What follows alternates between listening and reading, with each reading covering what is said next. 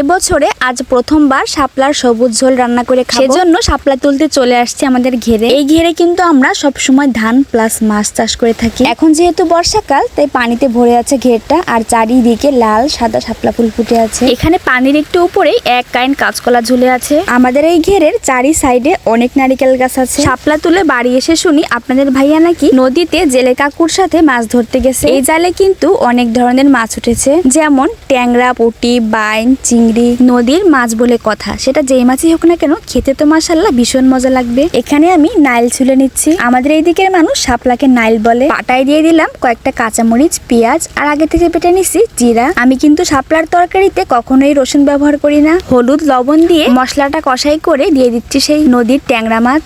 আজকে কিন্তু আমি শাপলার ঝোলে লাল কোনো মরিচে ব্যবহার করিনি, যাতে আমার নাইলের ঝোলটা সবুজ টাইপের হয়। নদীর মাছ দিয়ে নাইলের সবুজ ঝোল কিন্তু একদম রেডি। আল্লাহ হাফেজ।